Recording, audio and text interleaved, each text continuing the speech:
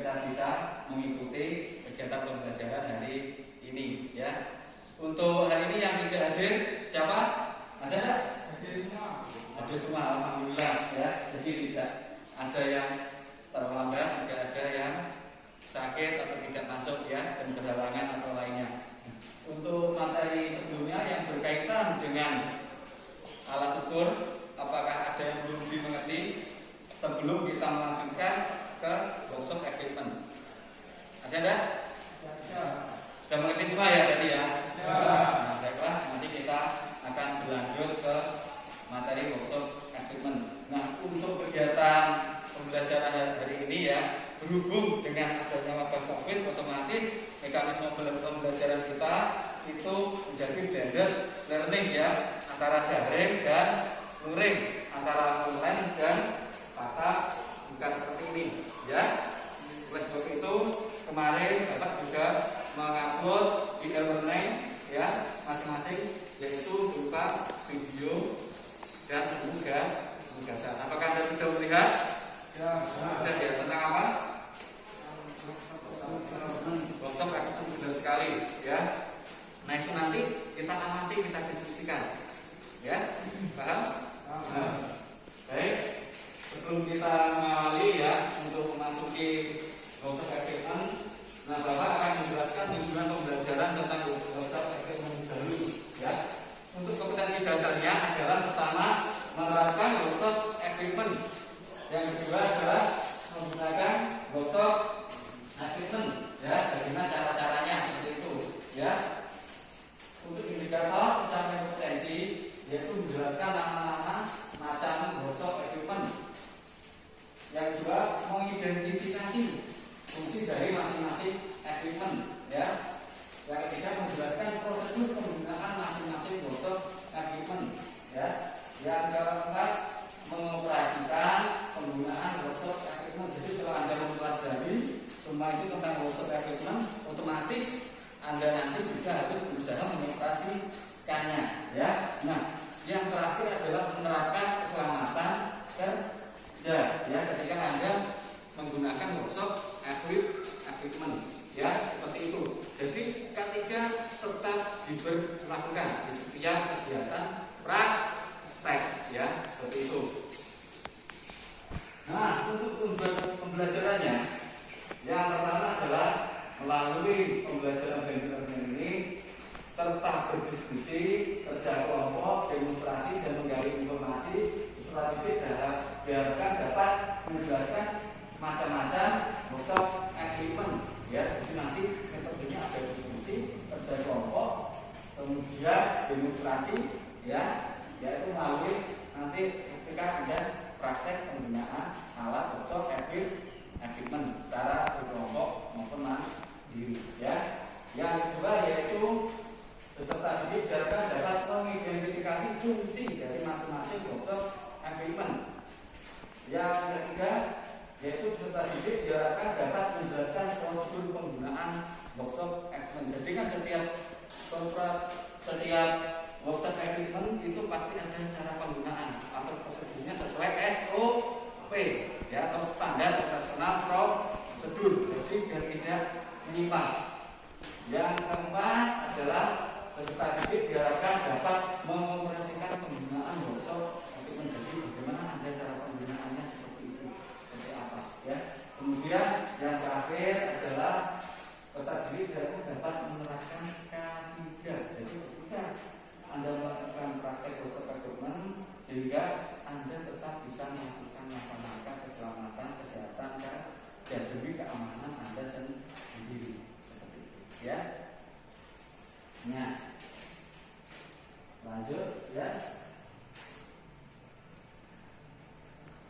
Nah, kita masuk ke workshop equipment ya. Apa yang Anda ketahui tentang workshop equipment? Silahkan Anda buka link e-learning masing-masing di HP Anda. Silahkan keluarkan HP Anda. Kemarin Bapak sudah mengunggah video itu dan linknya, ya kan? Berupa link. Silahkan Anda buka, yaitu tentang workshop equipment, ya.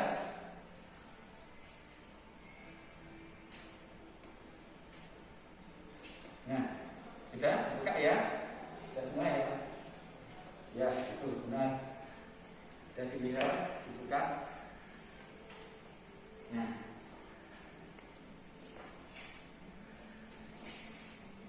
iya, bagus. Jadi Bapak itu menunjukkan tentang apa? Di situ workshop achievement. Nah, seperti yang Anda amati itu kemarin kan Anda sudah membuka karena Bapak menguploadnya kan 2 hari yang lalu, ya kan? Nah, Bapak ingin bertanya, apa fungsi dari workshop equipment itu? Ada yang tahu? Ya? Workshop equipment adalah perlengkapan yang ada digunakan untuk memudahkan pekerjaan yang. Nah, benar sekali ya. Jadi fungsi dari workshop equipment itu semua perlengkapan yang ada di bengkel otomotif terutama ya, itu yang meringankan kerja seorang mekanik ya. Itu adalah fungsinya sekaligus definisi. Nah, di video tersebut Bapak juga ada tentang jenis-jenis workshop equipment, terutama salah satunya apa? Ada yang tahu? Apa?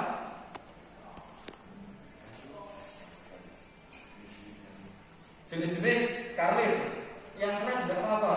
Nah, jenis-jenis karlin itu ada berapa yang Anda tahu? Menurut dari link yang Bapak share ke Anda, ada berapa?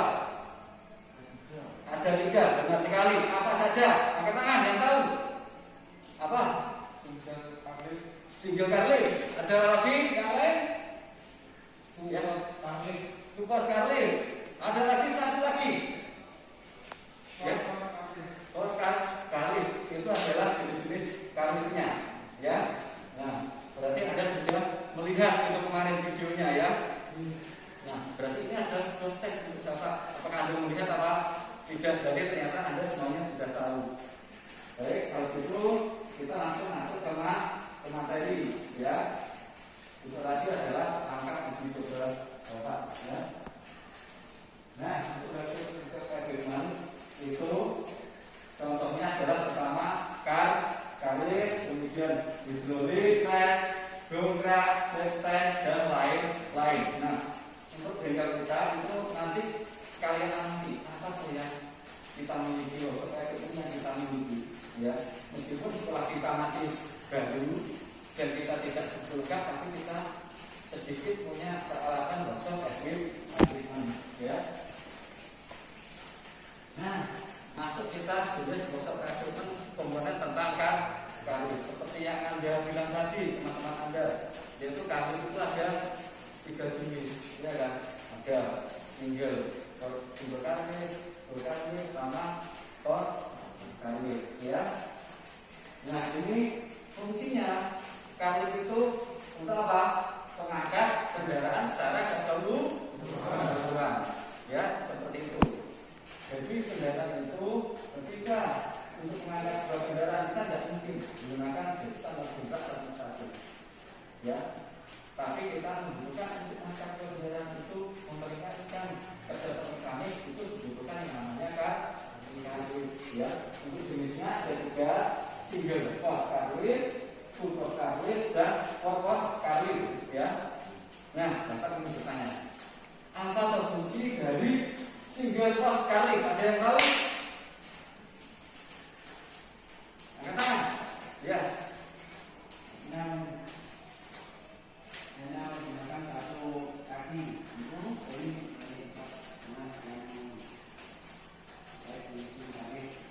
Ya, fungsinya untuk apa? Biasanya digunakan untuk apa? Digunakan untuk pencucian mobil. Nah, untuk single post karlin itu ciri-cirinya apa? Yaitu memiliki satu kaki. Nah, fungsi single post karlin itu biasanya digunakan hanya pada saat pencucian mobil ya. Tapi untuk keamanannya, prosedur keamanan dari penggunaan single post karlin berhubung itu hanya satu kaki, jadi penempatan mobil itu harus pada posisi tengah. Jangan sampai itu nanti ada yang berat sebelah. Kalau tetap itu kita nanti salah penempatan, otomatis ketika hidrolis itu diangkat, otomatis apa? Kendaraan bisa oleng atau terjatuh. Benar sekali. Kenapa? tidak ada keseimbangan, ya. Jadi ketika menggunakan lift untuk kaki kanan, yaitu penempatan kendaraan harus pada posisi tengah, ya. Tadi fungsinya seperti itu sudah jelas. Ini bentuknya, ya, seperti ini, ya. Ini adalah single post kali, ya. Nah, ternyata jawaban teman Anda benar sekali. Hanya memiliki satu tiang sebagai kaki. Fungsinya itu apa? Untuk pencucian biasanya seperti itu, ya. Jadi salah satunya seperti itu. Jadi penggunaan sesuai dengan jenisnya. Yang kedua adalah tipe tupas kali, ya. Ini ciri-cirinya memiliki dua kaki, benar sekali, ya. Nah, untuk tipe tupas kali ini, ya, ini kan memiliki dua penyangga kaki. Fungsinya untuk apa? Biasanya digunakan untuk apa? Untuk perbaikan apa? Perbaikan engine, benar sekali, terutama di bagian bawah atau chassis seperti itu, ya. Yang ketiga tadi apa jenisnya? Four-post car lift, ya. Four-post car lift itu berarti namanya four, berarti memiliki empat kaki, ya. Jadi definisinya yaitu kalau four-post car lift itu kaki yang memiliki empat kaki sebagai penyangga, ya. Nah, untuk fungsinya biasanya untuk apa? Kalau four-post car lift sebelum nanti saya tidak slide, karena jawabannya ada di slide itu. Untuk apa? Untuk apa? Angkat tangan, yang tahu? Jawabannya tuh. Untuk scoring, benar sekali, ya. Apakah itu benar? Kita lihat. Ya, ini contohnya. Four-post car lift itu memiliki empat tiang atau empat kaki. Fungsinya yaitu biasanya digunakan untuk, benar sekali, untuk perbaikan chassis, artificial suspensi, ball maupun flooring, ya. Nah, lanjut setelah kita belajar tentang car lift, kita lanjutkan ke cara kerjanya, ya. Pengoperasian car lift, ya. Itu untuk pengoperasian car lift itu penumpang dilarang ada di dalam. Jadi ketika mau menggunakan kendaraan di car lift sebelum dinaikkan, usahakan tidak ada penumpang, ya. Yang ada hanya satu pengemudi. Kemudian pengemudi itu menempatkan kendaraan sesuai dengan posisinya, ya. Setelah sesuai dengan posisinya harus di handrail, ya, dipakai handrail, ya, pakai handrail. Kemudian barulah si pengemudi turun, harus kaki diangkat, ya, itu keamanannya, ya. Nah, kemudian untuk perawatan kaki itu setiap benda yang bergesekan atau komponen komponen kaki itu harus dilumasi menggunakan oli, ya.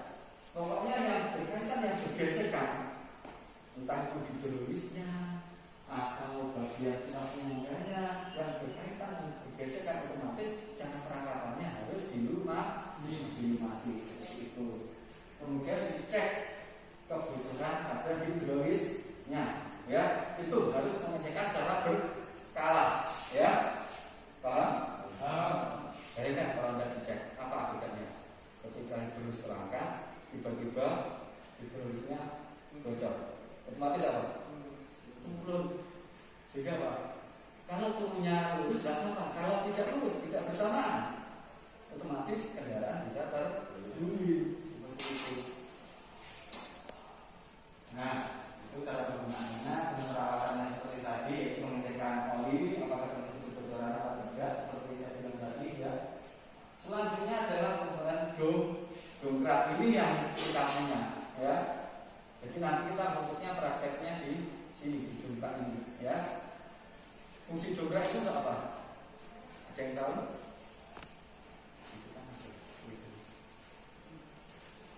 Ya. Untuk mengganti ban dan kita tahu kendaraan. Nah, kalau fungsi secara umum yaitu untuk mengangkat kendaraan. kendaraan. Nah, kendaraan terangkat itu biasanya apa yang diperbaiki? Yaitu terutama kalau di jalan otomatis pasti kalau nggak roda atau ban berarti ya rem, ya seperti itu. Nah, untuk cara pengoperasiannya itu nanti saya mohon tidak saya jelaskan di sini, tapi nanti Anda diskusikan melalui video yang Bapak share tadi, ya. Paham?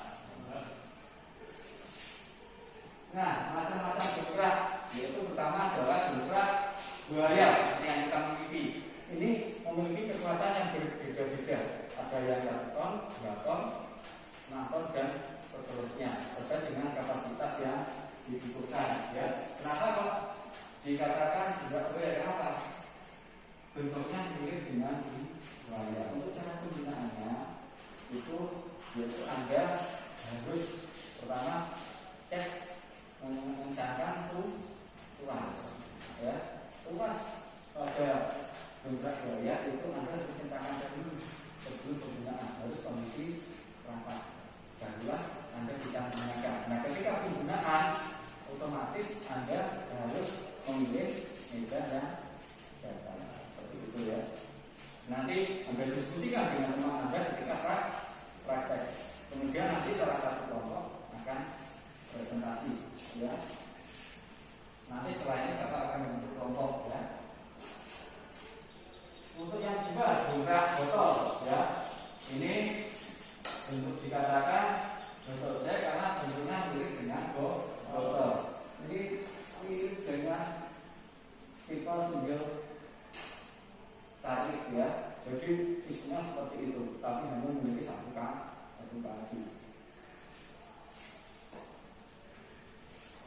Nah, enggak gerak gunting ini biasanya yang ada di kendaraan penumpang biasanya. Tapi ini keamanannya kurang, ya.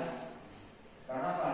Hanya memiliki tuas seperti itu, terus cara kerjanya itu terlalu menyulitkan seorang pengemudi. Ketika membuka tuas itu butuh tenaga ekstra. Ya, beda dengan yang jenis botol jack maupun travel jack, ya. Itu kan hanya mengangkat pengukit atau tuasnya itu. Kalau ini harus memutar sendiri butuh tenaga. Makanya ini biasanya orang itu tidak begitu banyak digunakan. Kenapa? Terlalu sulit. Nah, sampai sini ada pertanyaan sampai gerak ini. Ada yang belum paham? Paham semua? Baik, Bapak bisa melanjutkan, ya. Nah, kita lanjutkan ke jack stand, ya. Jack stand ini adalah termasuk penumpang untuk membantu keamanan, ya. Jadi ketika Anda mau melepas roda kendaraan itu wajib ada yang namanya jack stand. Nah, tujuannya apa? Untuk keamanan, ya. Ketika terjadi kemunculan pada gerak, otomatis masih ada yang enggak ada yang menumpang. Jadi kerja gerak itu tidak begitu berat, ya. Paham? Nah, selanjutnya adalah kerek atau tackle, ya. Ini digunakan untuk apa fungsinya? Mengangkat mesin atau juga yang berat. Contohnya tadi mesin itu juga transmisi benar sekali, ya. Nah, untuk pinggir kita juga punya, cuma untuk penggunaannya kita masih jalan menggunakan mesin dari kendaraan, ya. Kelima adalah kompresor. Ini juga sangat dibutuhkan setiap bengkel, ya. Nah, kompresor ini dirapikan sebagai alat yang digunakan untuk memanfaatkan atau menekan udara atau gas. Jadi ini udara itu dimanfaatkan, ya. Kemudian ketika ada tekan tuasnya pada pistonnya, otomatis apa udara akan terus berubah. Ini fungsinya apa? Untuk dan, ya. Jadi teorinya yaitu menggunakan pemanfaatan udara. Nah, sekarang kita lihat video tentang resep kayak ini.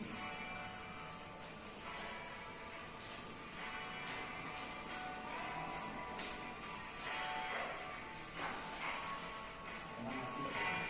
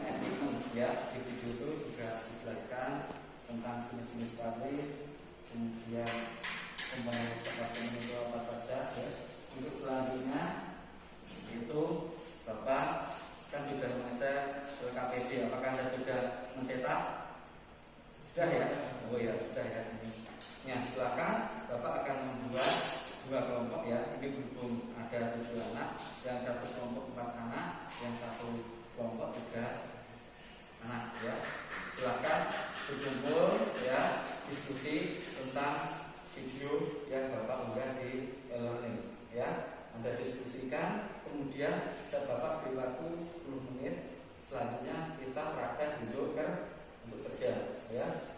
Nanti Anda diskusikan, Anda catat, ya. Rangkuman yang ada di video tersebut. Ya, silakan.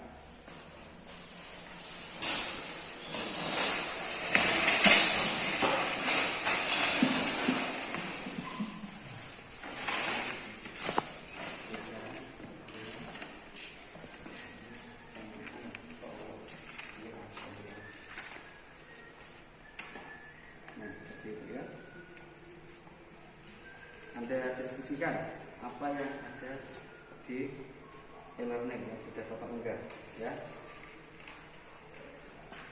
Anda catat di buku besar, ya.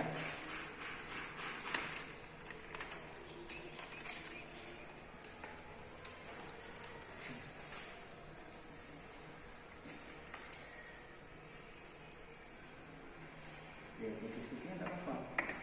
Teman-teman kelompok nanti salah satu kelompok akan presentasi, ya.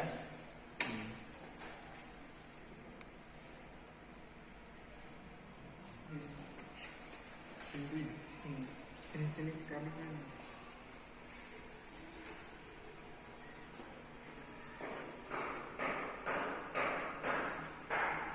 Untuk diskusi sebelum video, nanti setelah itu kita lanjutkan untuk praktek penggunaan geograf, ya.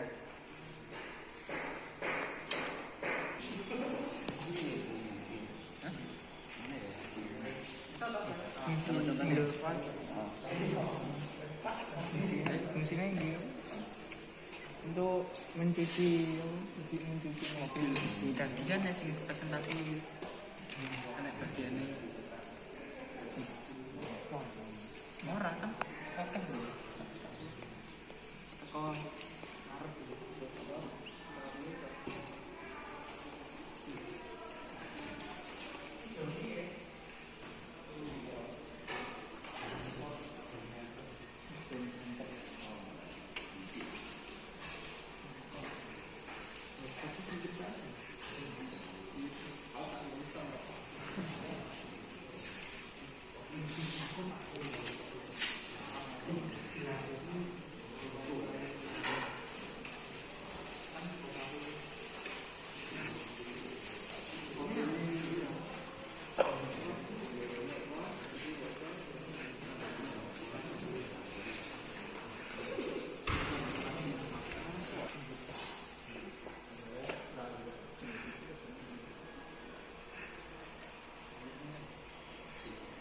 Sudah, ya, waktu sudah habis. Sekarang kita lanjut ke praktek untuk kerjanya, ya. Kemudian nanti salah satu kelompok akan presentasi, ya. Yang kelompok yang satunya yaitu bertugas mencari pertanyaan yang ada di pikiran atau benak-benak Anda, ya. Paham? Berhubung ini kelompoknya ada kata yang 3, otomatis nanti yang berpresentasi yang kelompoknya banyak saja, ya. Ya, enak, ya. Ya, silakan. Ayo kita pilih untuk penggunaan program ini, ya.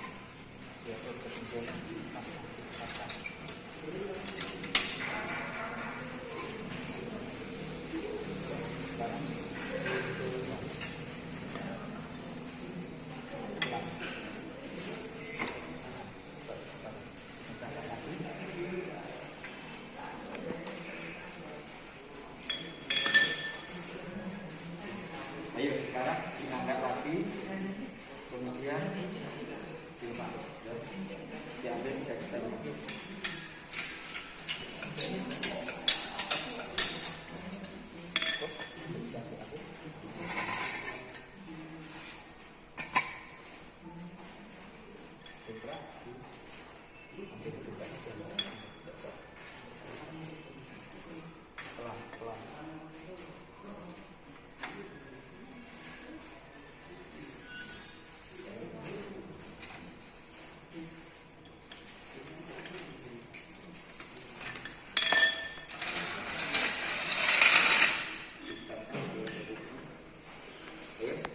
2.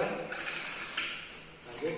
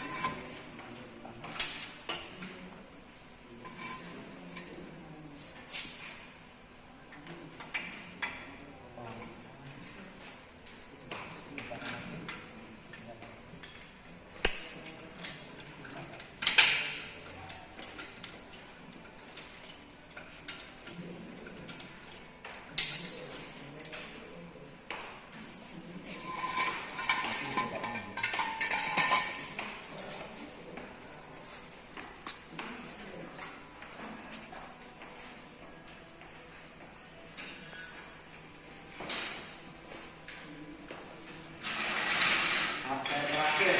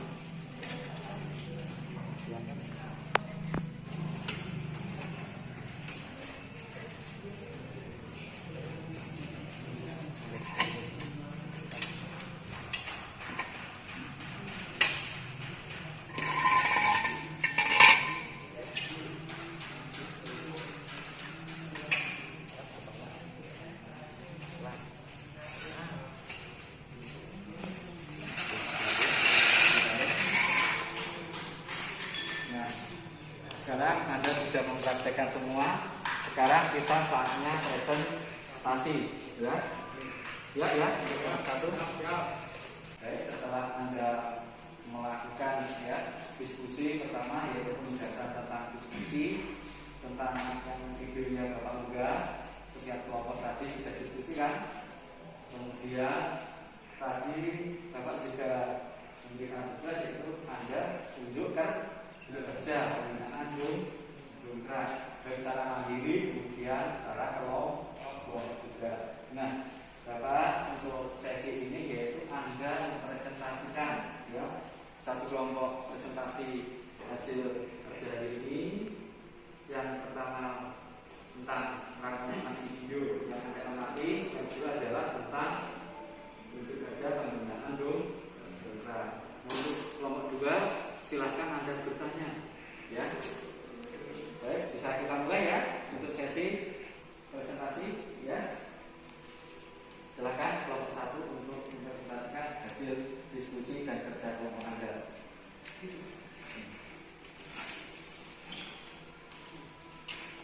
Ya, Anda baca hasil diskusi tentang video. Workshop equipment. Workshop equipment dapat didefinisikan sebagai perlengkapan yang digunakan bengkel untuk mempermudah pekerjaan mekanik. Jenis-jenis workshop equipment contohnya kalift. Kalift ada 3 jenis. Yang pertama tipe single post kalift, berfungsi untuk pencucian kendaraan karena dapat menjangkau beberapa bagian mesin dengan leluasa.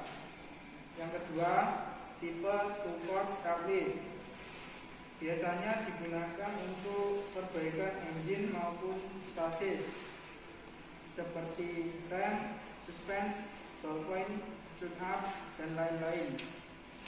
Yang ketiga, tipe four post kalift. Four-post tipe ini berfungsi untuk pekerjaan spuring, walaupun dapat juga digunakan untuk perbaikan engine yang tidak perlu melepas roda. Setelah mendengar penjelasan hasil diskusi dari kelompok satu, mungkin kelompok dua berhak mengajukan pertanyaan. Ya, silakan. Ya. Apa fungsi workshop equipment? Nah, silakan. Kelompok dua ada bertanya, yaitu fungsi workshop equipment. Ya, ini workshop equipment di bengkel otomotif ya.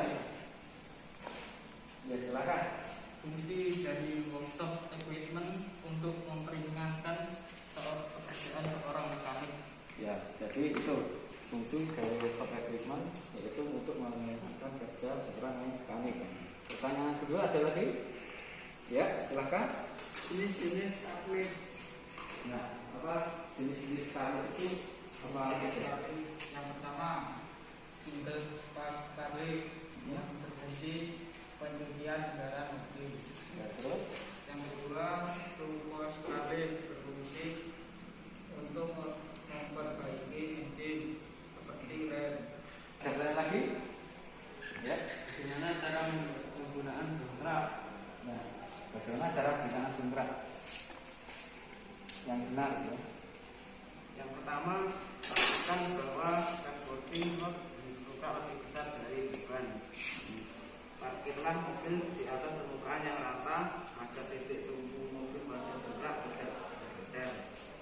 Pastikan agar mobil tidak dapat bergerak maju atau mundur, oleh karena itu lakukan dengan mengandalkan. Gunakan dongkrak hanya untuk mengangkat mobil. Lihat buku manual untuk posisi titik tumpu dongkrak terbaik pada mobil. Gunakan jack stand jika harus melakukan pekerjaan di kolong mobil. Ya, betul. Tepuk tangan untuk kelompok satu. Nah, dari presentasi tadi dan pengamatan serta diskusi ya, untuk sesi yang terakhir yaitu kita melakukan rangkuman dan refleksi ya. Nah, untuk rangkuman pembelajaran ini Anda sudah menyimpulkan, kemudian juga sudah dapat simak juga. Jadi saya bacakan ya untuk rangkuman kegiatan pembelajaran hari ini. Yaitu yang pertama sesuai dengan diskusi kelompok, yaitu workshop equipment itu yang ada di bengkel otomotif berfungsi untuk mempermudah dan memperingankan kerja seorang mekanik ya. Terus rangkuman yang kedua yaitu terkait dengan jenis-jenis karlift ya.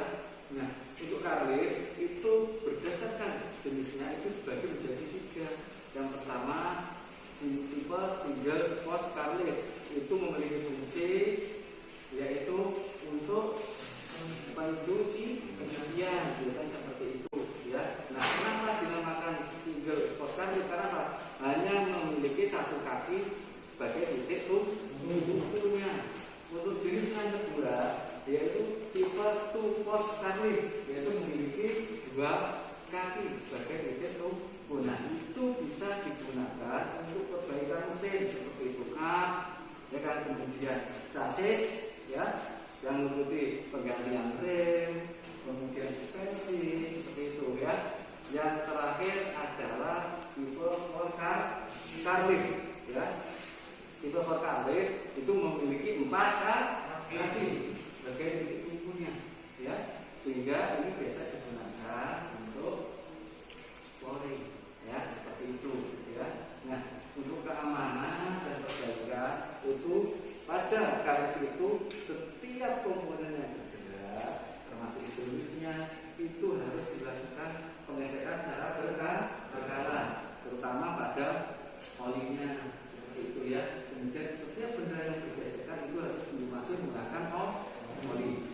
Untuk angka terakhir hasil diskusi dan presentasi tadi ya, yaitu tentang penggunaan dongkrak ya. Ini Bapak juga bisa menyimpulkan penggunaan dongkrak. Ketika Anda penggunaan itu Anda harus mencari medan yang benar-benar rata ya, dan itu kuat ya, datar dan kuat. Jangan sampai ada yang dasar atau lembek seperti itu. Karena apa? Nanti ketika Anda menekan dongkraknya otomatis apa? Itu tanah bisa ambil, sehingga percuma nanti untuk keamanan bisa membahayakan seorang mekanik ya. Jadi harus mencari medan yang datar. Misalkan tidak datar, gimana Pak tempatnya? Terlanjur mobilnya mogok, Anda cari papan kayu atau apapun yang itu kuat menopang ya, menopang beban ya. Biasanya itu menggunakan balok kayu ya. Makanya di kendaraan itu yang truk-truk itu biasanya ada balok kayu. Itu selain fungsinya untuk mengganjal juga bisa untuk sebagai media mengganjal itu, untuk ketika terjatuh di macet di media yang agak becek seperti itu. Kemudian pilihlah dongkrak sesuai dengan kapasitas beban. Jangan sampai ada beban 1 ton Anda mengambil dongkrak yang kekuatannya di bawah 1 ton, otomatis itu beresiko nanti ya. Jadi harus mencari dongkrak yang di atas beban. Misalkan beban maksimal 1 ton, Anda harus mencari dongkrak yang kuat menahan beban maksimal 2 ton seperti itu dan seterusnya ya. Nah, selanjutnya adalah gunakan jack stand ya. Nah, kenapa jack stand dibutuhkan? Karena apa? Misalkan terjadi kebocoran pada dongkrak, maka beban masih disanggah oleh jack stand, sehingga Pak seorang mekanik masih memiliki rasa aman. Itu sesuai dengan SOP dan K3 ya.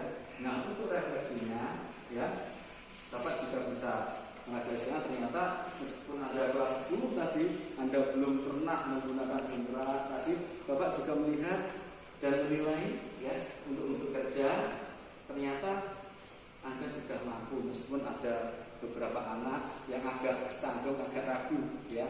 Tapi setelah yang kedua, praktek yang kedua ternyata malah bisa itu ya. Jadi rata-rata katanya Anda sudah bisa penggunaan dongkrak ya.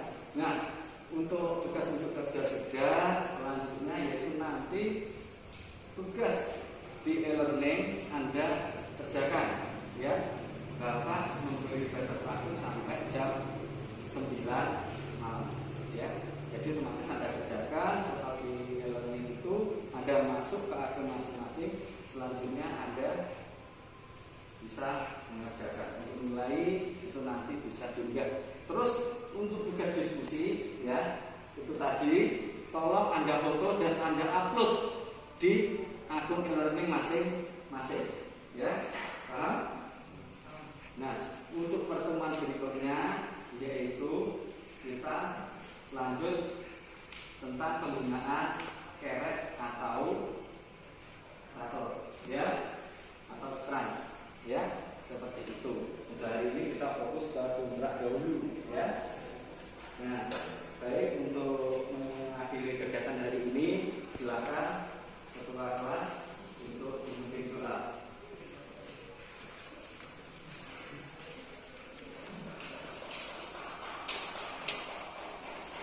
Mbak, siap.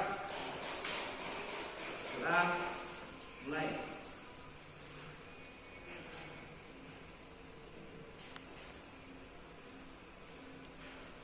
Selesai. Demikian apa yang bisa Bapak sampaikan, semoga bermanfaat dan ingin nanti bisa menjadikan modal awal Anda, ya, untuk berwirausaha, ya, apapun itu. Kenapa? Untuk usaha itu kita mulai dari keterampilan dari nol, ya. Siapa tahu di antara kalian nanti akan menjadi seorang pemilik bengkel yang sukses, ya, seperti itu, ya. Demikian materi yang dapat saya sampaikan oleh Bapak.